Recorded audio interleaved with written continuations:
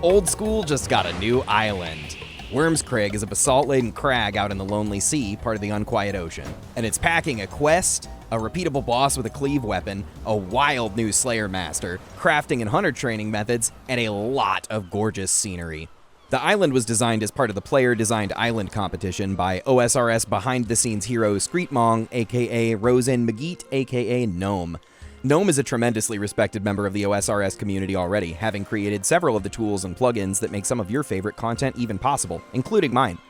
Huge thanks to Gnome for both the content you'll see today, as well as all the support on the tools that I and others use to make these videos look so good. The closest mooring points are Sunbleak Island and Shard Island, though the closest proper port is Red Rock, which only requires you to have started the Red Reef quest. Psst. Hey, kid. You ever seen a spike pit full of dead goats? You ever make a summertime snowman? It's when you ain't got any snow, so you carve it out of rocks and cover it in dead goat fur.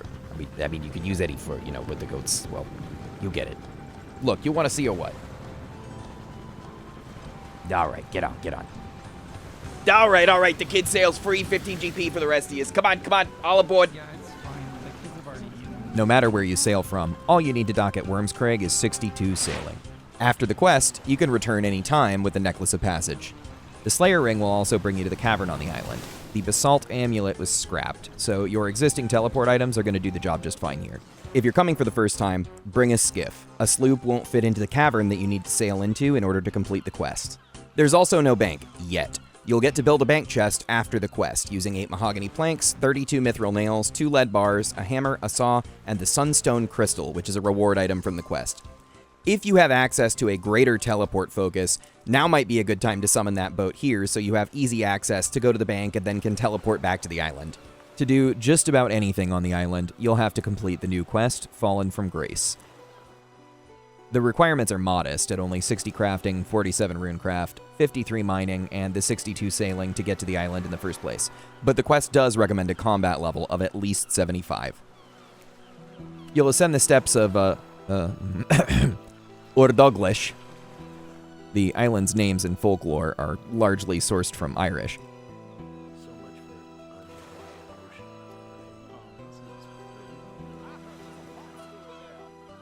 All right, hold on. So, just give me a minute, all right?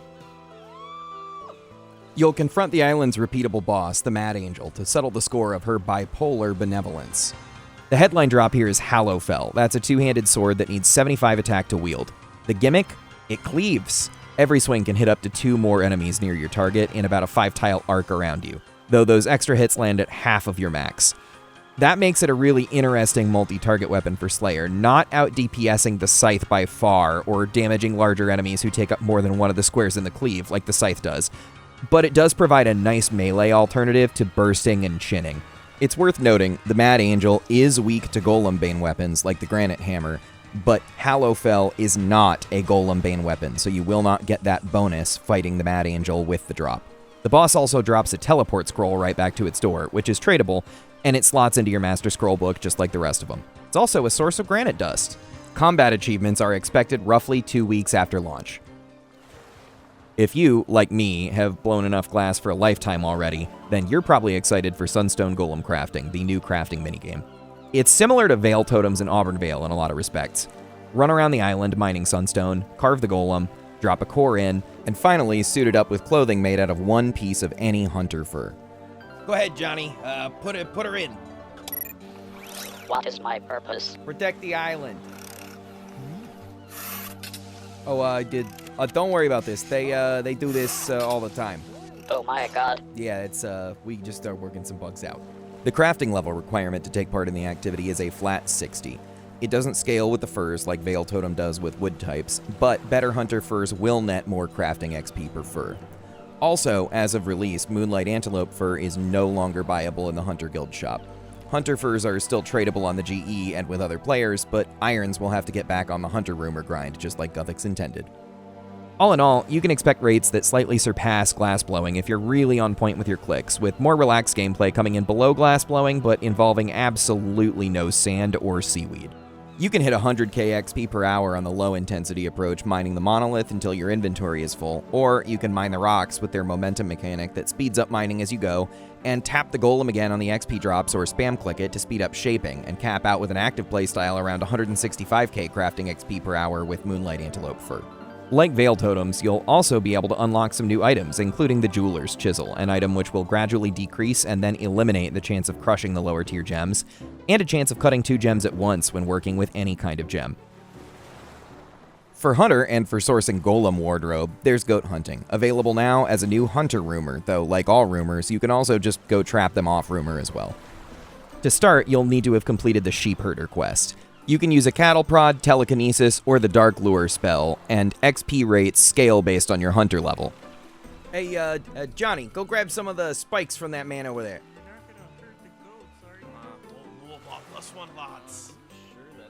XP rates are pretty good for an active method, roughly 80k an hour at 60 hunter and up to 192k an hour at high levels using spells. You walk away with goat fur to take to the golems and the potential for Mr. Magroot, the little pet goat. All right, welcome to the cavern portion of the tour. Keep your hands to yourself, be careful. Hey, Morty, how's it going?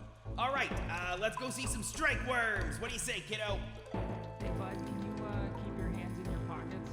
Unless you were planning on donating those hands to the anatomy section of the museum. Please stop touching them. Now, if you're really deep into Slayer, meet Mortimer, a high-level Slayer master built around optimizing the imbued heart grind, but with options to play for other goals as well. To use him, you'll need 100 combat and 70 Slayer, or 99 Slayer. He hands out tasks from a pool of 29 monsters, all of which have superior variants. Your Smoke Devils, Hydras, Abyssal Demons, you know, that crowd. Like Konar, he plays by his own rules. He offers no Slayer point reward by default. Instead, you get a choice of multiple tasks. The twist is the modifier system called Mortifiers. Each task that Mortimer offers you also individually rolls a unique Mortifier. The more Mortimer tasks you finish, the more perks enter the possible pool. Out of the gate, good amounts of Slayer points or bigger quantities from the start. More Clue Scroll drops at 15 tasks, and more superior uniques at 25. Boosted Slayer XP at 40, and finally a third task option at 50 tasks complete. It's a long game grind that rewards commitment, but be careful.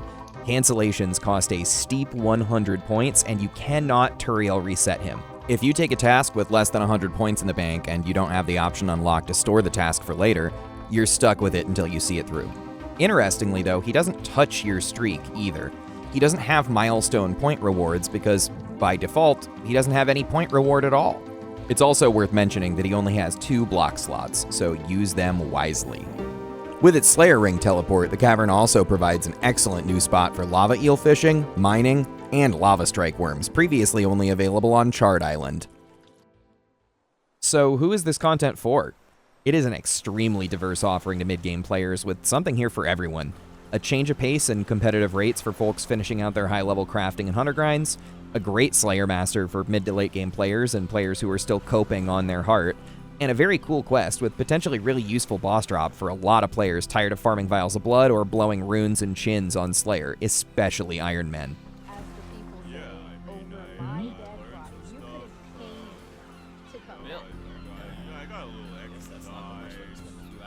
There's a ton of good content packed into this little island. That's just one of the reasons why I love sailing so much. If you've got 62 sailing, head on over to Wyrmscraig and see what it has for you. If you've watched this far, thank you, thank you, thank you, thank you. The response to my salvaging to 99 video was absolutely staggering to me. I cried a little. I'm not ashamed to admit it. Everybody has been incredibly kind with their feedback and with their love. A lot of people said they were going to nominate me for a Golden Gnome, which is absolutely insane to me. There are so many creators who have given so much to this community for longer and deserve it and the world. But if you'd like to nominate me for Best New Creator, I will do everything I can not to let you down. A lot of people said they liked my salvaging guide because I was able to untangle all of the requirements and present the information really clearly. Thank you for saying that. I do that for a living. Well, right now I don't actually do anything for a living because I got laid off. So if you'd like to feel like you know what's going on at work as much as you know what's going on when you're salvaging, consider hiring me or dropping me a referral. I promise I'll still find the time to keep making these videos because I'm having an absolute blast doing it. Thank you for watching. I'm working on a Hunter Rumors guide and some other short content and some stuff focused on AFK, so there'll be more to come soon. Stay tuned.